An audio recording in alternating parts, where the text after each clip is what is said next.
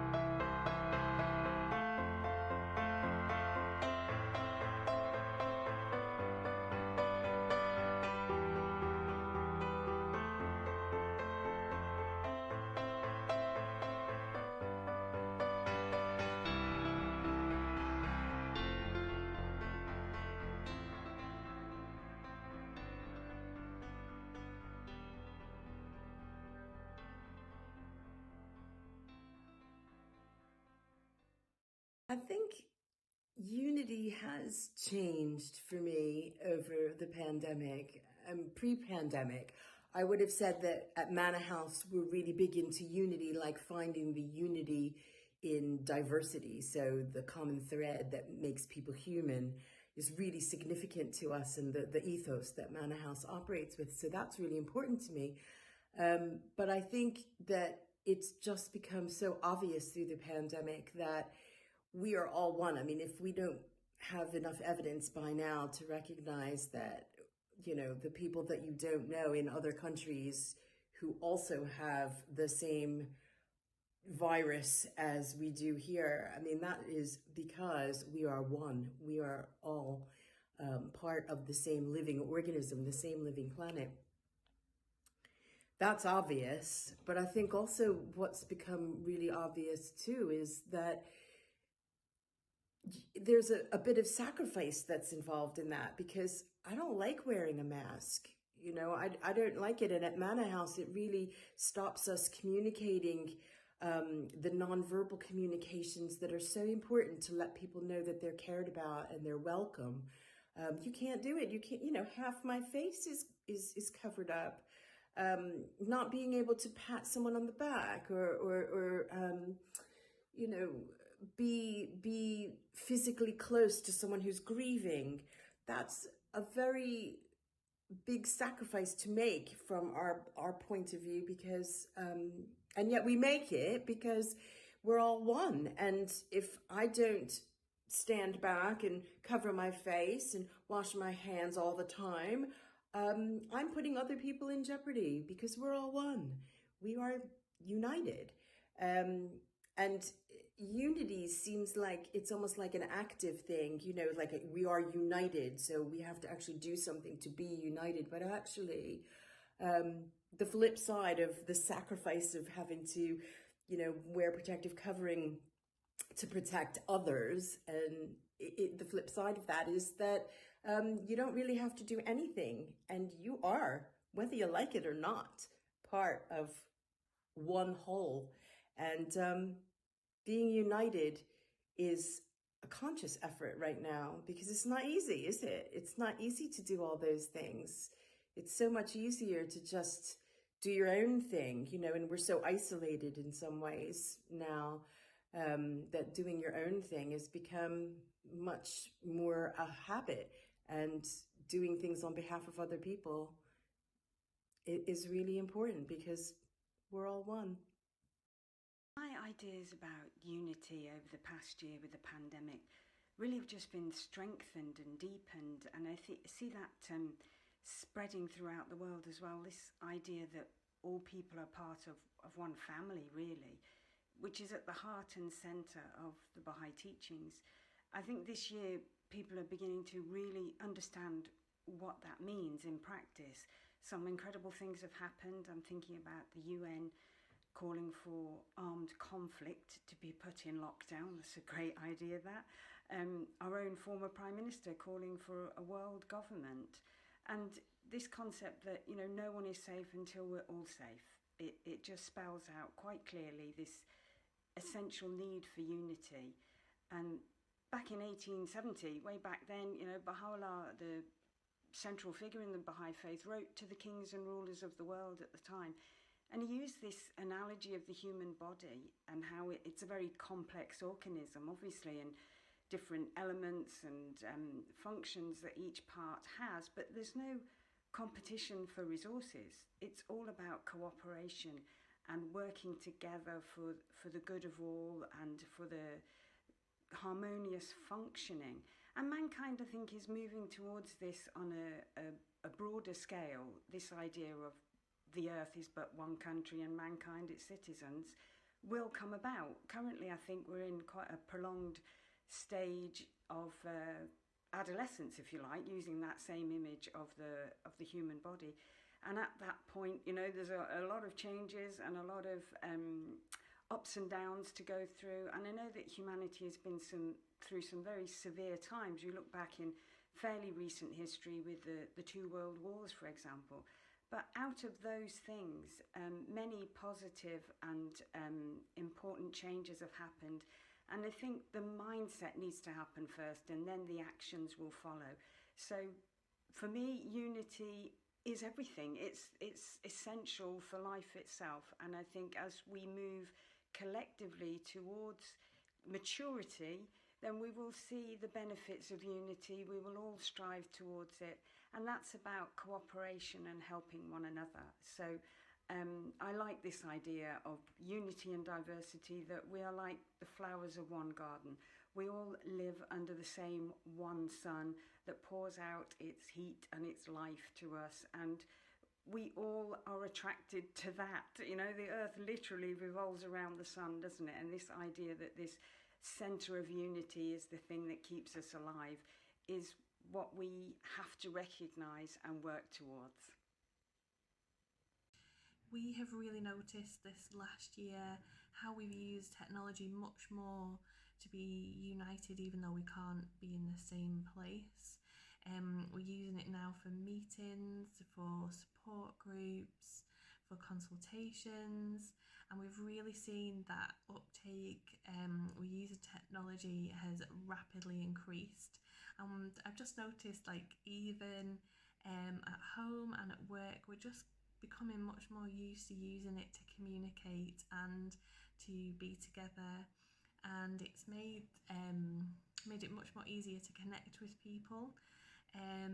So that's one of the big changes I've noticed. The other thing is just how Kendal is such a neighbourly place, and how the community has really been brought together through this last year, and we've seen just the community just stepping up for one another, helping people to get medication, by doing their weekly shop for them, by just popping over and just checking if your neighbour is okay.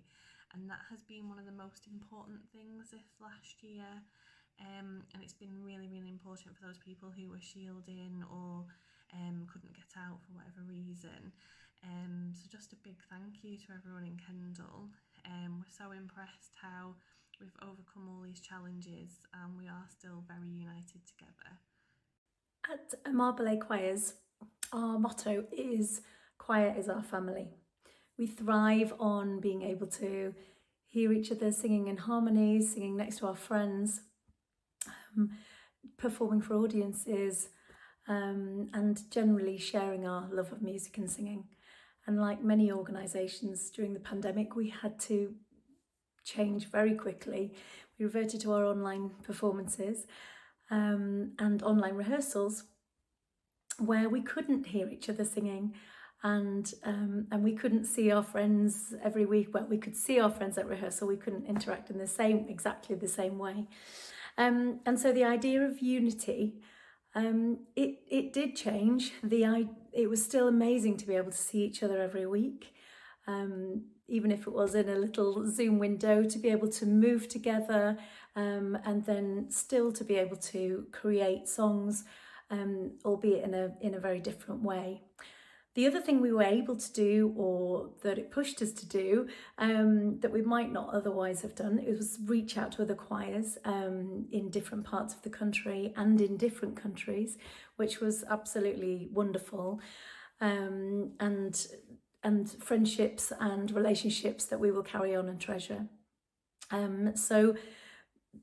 But above all, the idea of unity, and the unifying power of music. I think that's the thing that I will take away from these challenging last few months, and how music, even though it has been difficult and the music industry has been affected so much, that's what's brought so many people together and what's seen people through a really difficult time. And we've been giving some thought as to how COVID and the last 16 months has affected our view of unity in Kendal. We were quite surprised at how adaptable the community has been, perhaps more so than we could ever have thought. The community has really risen to the challenge of COVID restrictions, and where we've had to stop some aspects of what we did under Waste into Wellbeing, we've been able to develop others. And we've quickly found other ways to engage with the community of Kendal. Well, it was a huge blow to us, because we had been, the cafe was coming back from a period when we'd been only opening once a month, and we were starting to build up again to opening up more frequently. We had all sorts of plans of how we were going to develop it further, and then those just obviously went by the by. We couldn't open the cafe. And we were worried about our customer base as well. Some of our customers are quite vulnerable people, and we were worried about how they would be looked after. We lost some of our volunteers because they had to shield themselves. We lost customers, obviously, but also I think what we found is that other people stepped into the breach, because there were people who had more time on their hands, and there were people who just wanted to be doing something, and they wanted to be doing something for people who needed their help. We developed the lunch bunch, which is was a social activity, a gathering of elderly people. We then had to turn that into a delivery service, and it's become a more frequent service as well, and we've expanded the numbers of people that we support through that. So and we found that people have come from all sorts of walks of life to come and help us, and we're hoping that some of those will stay. It has helped us to reach out further into the community, I think, and make links that we might otherwise not have been able to do. And of course, at Christmas, we managed to do a Christmas delivery as well. Of course. To the Lunch Bunch Plus, which I think fed over about 45 people benefited from that. That's right. So that was more than I think we'd been able to do in previous years. So I think that showed that the degree of community engagement over that. I suppose as well, what we lost through not having cafe, and also the fact that our hub centre was a little bit too small to safely use, we had to find different ways of having the food shares, which used to run alongside the cafe and out of the hub. In the first lockdown, the big factor was the help offered to us by Outside In, and they, as a children's play base, offered us the use of their building, which was, and that led to all sorts of things really, because it enabled us to experiment with a different way of sharing food, the development of the larder system. We've now extended that larder system down to Horgarth and also at back of Strickland Gate House. And that's led us to thinking into the future as well, as to how do we continue that? You know, do we have a sort of community larder which is open all the time, or do we extend it to other parts of the community? The location has become more important to us. It's made us realise that where we are affects what we do and who we engage with. So where we end up moving to is going to have a huge impact on the way we engage with the community and how broad that engagement is. Likewise, funding. You know, at the moment we've shifted into bringing food from Fair Share in Preston. We may well want to look at how we can expand local supply, and that's what we're looking at the moment. Certainly, one great success that came out of the last few months was the allotments, which I was very sceptical about. I really didn't expect it to, but last summer, if you remember, we got a lot of food. Allotments who brought it in, and that was a wonderful thing. And actually, I think the users have really appreciated it. You know, I took some rhubarb the other day down to Horgarth, and everybody in the queue was saying, "Oh, I hope there's some left for us." It was so. So the allotment produce has been a real success. And of course, we because some of the local sort of stately homes were shut, of course we benefited from Sizer Castle kitchen garden as well, and had some fantastic cabbages and lettuces and all sorts of things. So that's great. And also, I think it's in terms of community. If you look at the Horgarth share, for example, there is. It's helping to develop other things going on in Horgarth. So, you know, a resident association is being formed now. It sort of came out of this really, and that's a wonderfully positive thing, because it's very varied. It's there are people involved in that resident association who weren't necessarily from Horgarth originally. You know, the people have moved there. And that's really good, because there is a thing, I'm sure, I think it has huge implications for unity in Kendal, but a phrase I absolutely hate is when people say born and bred in Kendal, and simply because I think, what does that mean? You know, why does that make a difference whether you're born in a place or not? And it's been wonderful to see on Horgarth people who certainly weren't born and bred in Kendal actually becoming community champions, and I think that's really, really positive. I mean, we certainly have found that you know, I think Kate's already alluded to it. We certainly found our volunteer numbers grew. Some have been able to stay, some haven't. And certainly, I think the awareness of waste into wellbeing and what we're trying to do with the community has grown. We certainly benefited from being one of the mayor's chosen charities last year, and I think that sort of gave us prominence to some other groups, you know, who have in turn given us some funding to help us do what we do. I think that you know, I think we've certainly forged new relationships.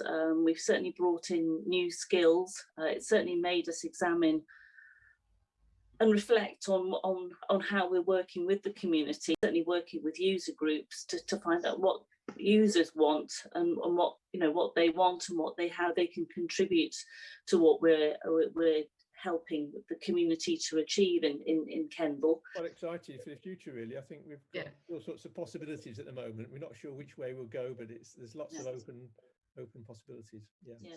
So I think in general, although it's been quite a difficult 16 months, I think we're generally feeling a sense of optimism for Kendal and the community.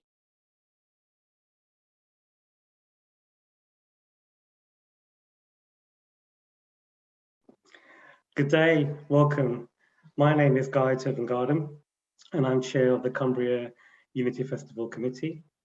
As you know, today it's the Cumbria Unity Festival, and this year we've decided to focus on 3 areas of Cumbria: Marrow, Carlisle and Kendal. And this particular session today is focusing on the Kendal side of the Unity Festival. What I'd like to do today is to look back and see at previous Unity festivals, and in particular last year, where we had the first ever Kendal Unity Festival. And joining me today, I've got Jemima Longcake, who's editor of the Unity book, and Charles Whitehead, who's also co-editor of the Unity book. And so I'd like to ask them a couple of questions about the Unity book and about the Kendal Unity Festival. So Jemima and Charles, what inspired you to get involved in the Kendal Unity Festival? And how did the idea of the Unity book come about? And also, in particular, what does Unity actually mean to you? Jemima, if I can start with you, if that's okay? Yeah, thanks, Guy. So this year, between 2020 and 2021, I've been on my gap year, and it started early because of the pandemic. We all went into lockdown, and it definitely wasn't exactly what I was expecting from my year out. So I was trying to pack it full of projects and activities, either running my own or getting involved with other people's. And I ended up getting in touch with Erica from the Unity Festival team and telling her about another project that I was doing, a film project called Marrow. And from that, she wanted to help and support with that, but she also thought I would be a good person to get involved with the festival. So she invited me along to the meetings, and I just thought it was such a wonderful community to be a part of. I'd attended all the previous Kendal Unity festivals, and I always thought there was such a wonderful environment. And it was such a nice progression to actually be part of the team after attending the 2 previous ones. And from that, she invited me to meetings with herself and Charles. And together we made a very unlikely trio who ended up with the support of the wonderful Unity Festival team and Guy. We ended up creating the first digital Kendal Unity Festival last year. To me, it was such a positive project to be a part of, and a very unexpected one because it really did snowball from that very first meeting. But it was just so nice to see how this festival that had been so vibrant and so able to bring people together when it wasn't during a pandemic, how it was able to still bring that life into the community, bring everyone together and really knock down the barriers that were put up between us at the beginning of the pandemic. And I think that's really what Unity means to me. It's about dismissing those boundaries and coming together as a collective. And that's really come through in the last year when we managed to come together despite the pandemic as a big barrier, but also this year where we've tried to unite the different parts of the county to come together as a collective Cumbria Unity Festival. And that really wonderful community environment is what kind of created the idea for the Unity book.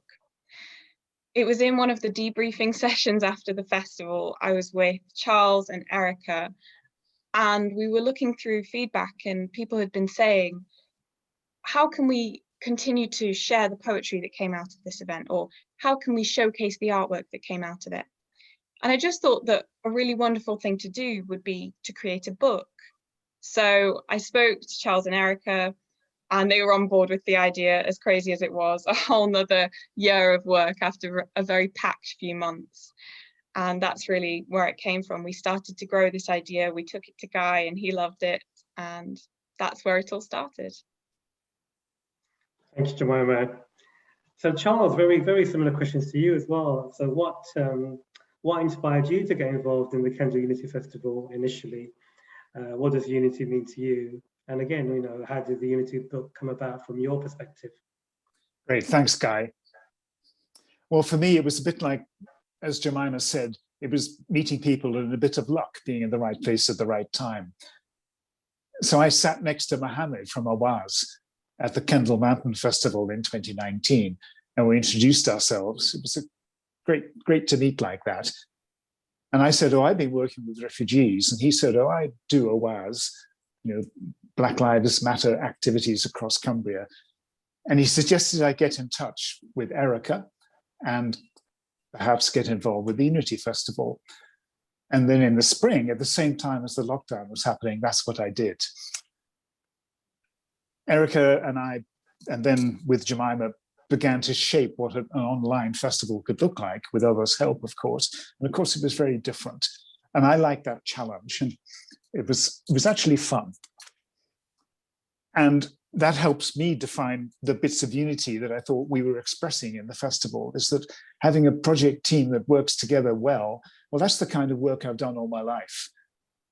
Working with teams in very different settings, and never as an expert about what they do, child poverty or pharmaceuticals or banking, but exploring to make the way they work together more effective, and looking at listening and communication skills and power relationships and so on. It all sounds a bit academic, but it's not really, it's very practical. And I felt we were expressing a lot of that and having a good experience at the same time. So then, after the festival, the idea of the Unity book came up. And what we did for 4 weeks was we called out for content to people we knew and to strangers using just social media. And we kept it to 4 weeks as we wanted a sort of capsule of response for that middle of the pandemic experience. And we were asking people to express themselves about Unity in any way they liked that could fit in the book. Text, poetry, creative work, visual work, perhaps a formal article. And we encourage people to think widely, yes, social unity, or perhaps your own personal unity and well-being, feeling of wholeness, and unity with nature too. So we got a lot of content back. And I'm just going to fast forward through all of last autumn now. A lot of content back. We worked out, what are we going to do with this to do it justice? All this contribution that we wanted to share widely. So we worked with a lot of other good advice from others in Cumbria and friends. And we came up with the idea of printing a proper book, a proper, beautiful book, you know, actually bound, printed on a lithography press, printed in Prague, in fact. All these things we've learnt about. So we got the book about a month ago, and we'll talk in a minute about how you can celebrate it and have a look at it yourselves. But Jemima and I, we didn't meet during this whole period, by the way, because of the pandemic. And then we did meet about a month ago, again, having met in February, and we wrapped copies of the book up in 1950s wallpaper from the ragtag scrap store. Very cool experience. And we deliberately wrapped them up with love and wrote an inscription to the contributors. And that's where most of our action has gone so far. Next, we're going to make them more available. And Jemima's going to talk about that in a minute. Thanks, Guy. Thank you, Charles. I also have my copy of the Kendal Unity book, and I could say there's some fantastic articles and poems, and I would encourage people to get hold of it. So on that note, Jemima, how do people get a hold of the book? But also, what happens to the profits from the sales that are being made from the book as well? Thanks, Guy. So, as I said before, the project that really got me involved in the festival in the first place was a film project called Marrow. And that really was almost like a twin project to the Unity book. It was focused at young people and it was in the form of a film, but aside from that difference, it was all about community, unity, and telling the stories of the individual. So we took Marrow and we took the Unity book, we've kind of amalgamated them together to make the Marrow Unity project. And people can find out more about that at the Marrow Unity project on social media. But this came together to form the Marrow Unity Legacy Fund. And this is a micro grant fund that is going to be going towards funding accessible projects around the community on a local scale from 2022. And this is where all the profits are going from those two projects, from Marrow and from the Unity book. So if you want to find out more, get involved, get in touch, or contribute to that, then you can find us, like I said before, at the Marrow Unity project on social media. You can also find us at the Unity book on Facebook and Instagram. And if you want to get involved, then you can find out a little bit more about our launch project for the two different art schemes that will be taking place on the 31st of July this year. So we hope to have you involved in the community. Thank you, Jemima. Best of luck with the Marrow Unity project. And I'd like to personally congratulate you both and thank you both for all the efforts you put in for the first Kendal Unity Festival, which definitely wouldn't have taken place if it wasn't for your help and support. So that's brilliant.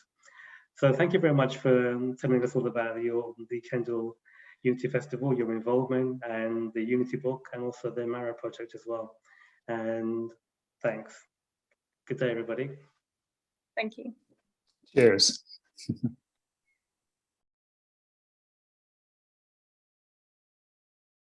Little Brown Bush Rat by Georgie Riffer. As the sun shone down on the dusty red earth of the Australian outback, a little brown bush rat made his way home. On the way, he came across a group of animals talking loudly. They were busy discussing what it was each of them did best. "I am by far the most beautifulest," said the lyrebird, and he displayed his magnificent tail feathers. "I can jump higher than anyone else," said the kangaroo as he cleared a particularly tall bush. "I can hang upside down by my tail," said the possum, and they all agreed that no one could possibly do that quite so well. "Well, I can run the fastest," said the emu. And he ran round and round the clearing very fast indeed. Bushrat was amazed. He couldn't run very fast or jump very well, and despite what his mother said, he wasn't very beautiful. He was also pretty sure that if he tried to hang upside down, something very nasty would happen. One by one, the other animals spoke up. The lorikeet was the most colourful.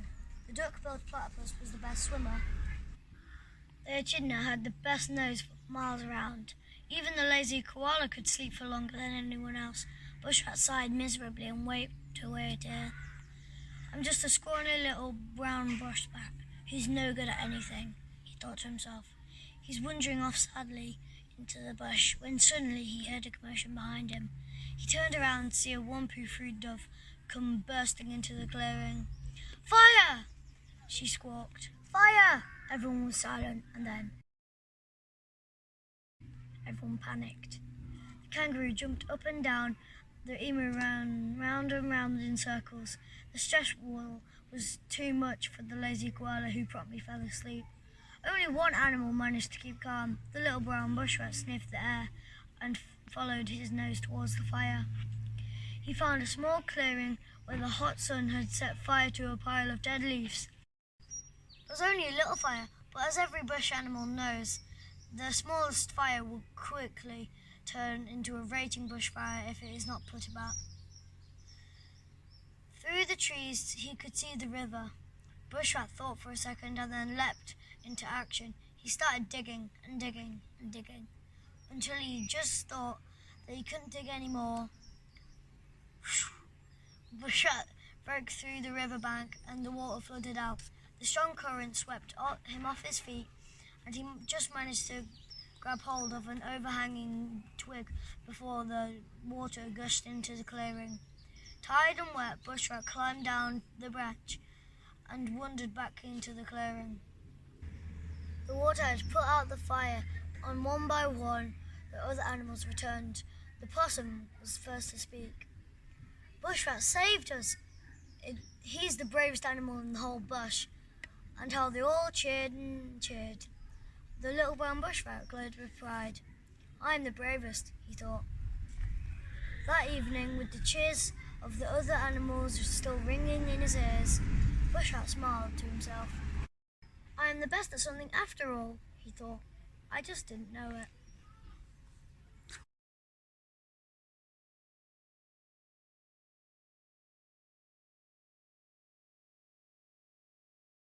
The Cow That Laid an Egg by Andy Cuckbill.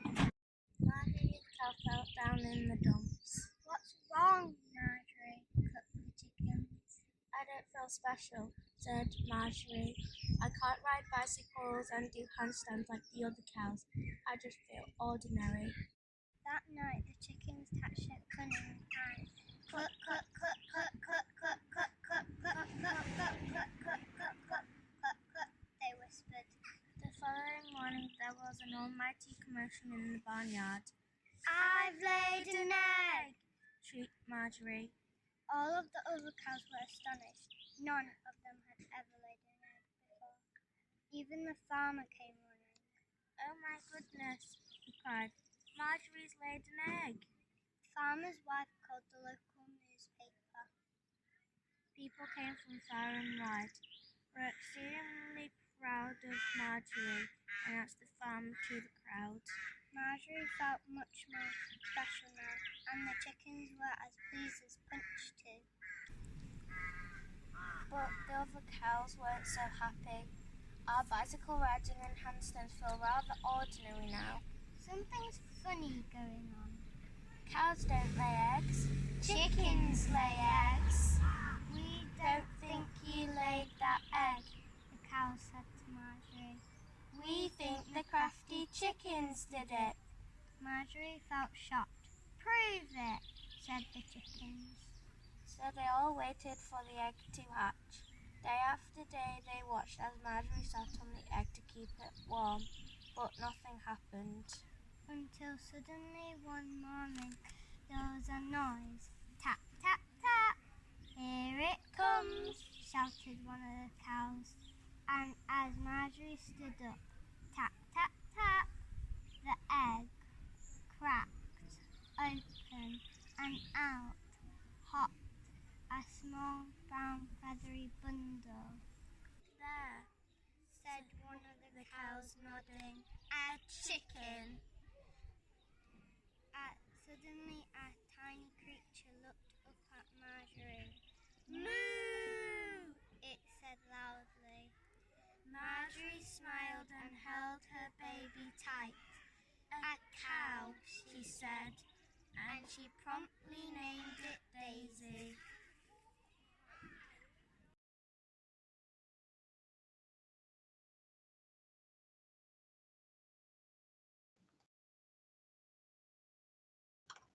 Quetzal's Tale by Claire Griffel.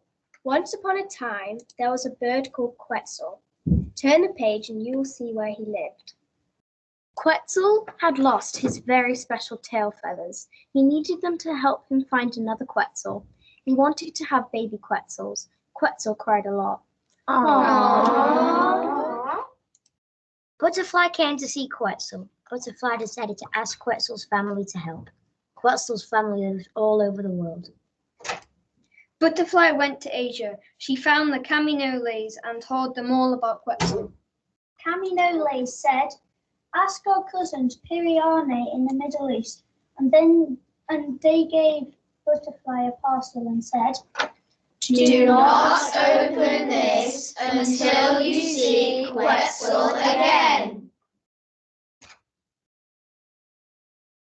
After a long time, Butterfly found Pariane in the Middle East. She told him all about Quetzal. Pariane said, "Ask my cousin, are you okay in Europe?" Then he gave Butterfly a parcel and said, Do not open this until you see Quetzal again.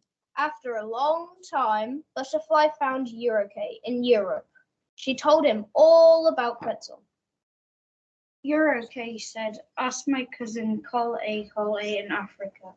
Then he gave Butterfly a parcel and said, Do not open this until you see Quetzal again. After a long time, Butterfly found Kole in Africa. She told him about Quetzal. Kole said, "Ask my cousin Ank in the Americas." Then he gave Butterfly a parcel and said, Do not open this until you see Quetzal again. After a long time, Butterfly found Ank in the Americas. She told him about Quetzal. He gave Butterfly a parcel and said, Do not open this until you see Quetzal again. Butterfly flew back across the world. After a long time, Butterfly found Quetzal.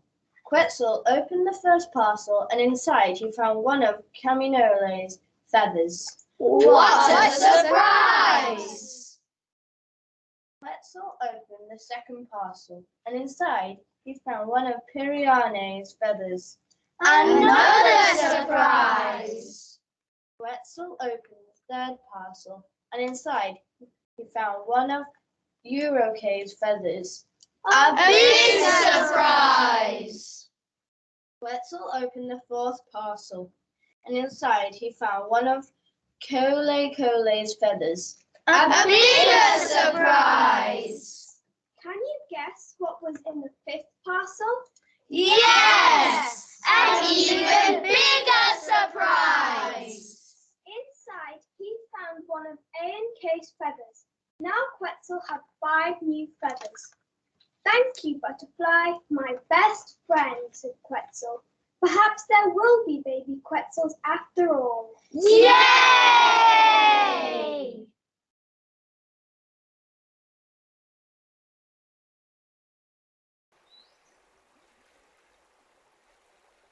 There once was a robot with a broken heart.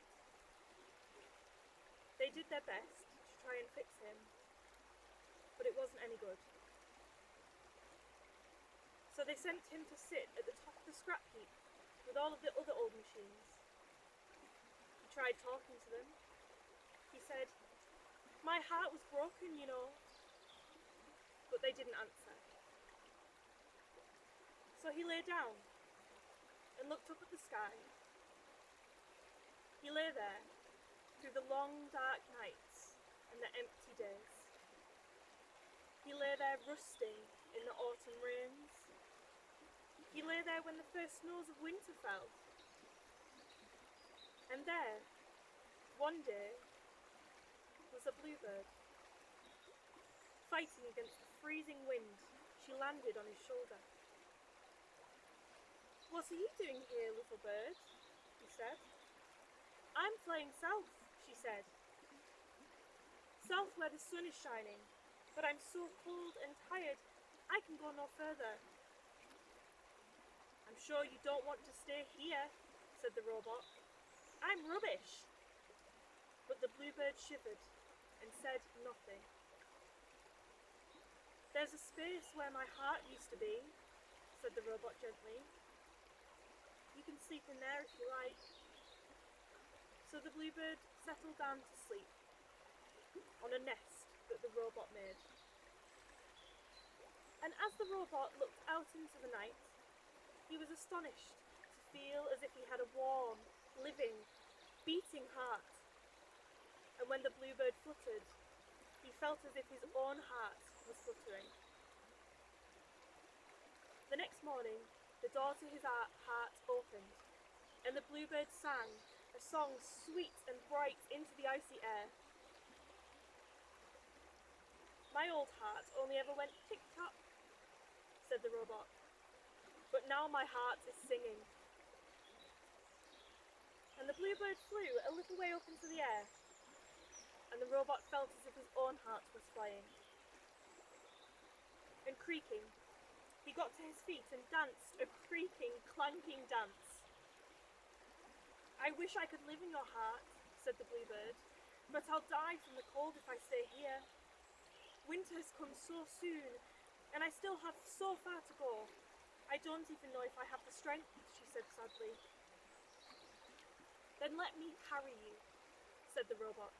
I'll carry you in my heart and shelter you from the cold and the storms. And so he carried her in his heart, across frozen wastes, over towering mountains, through blizzards and fog. Though now he was deathly tired, and his joints groaned with every step.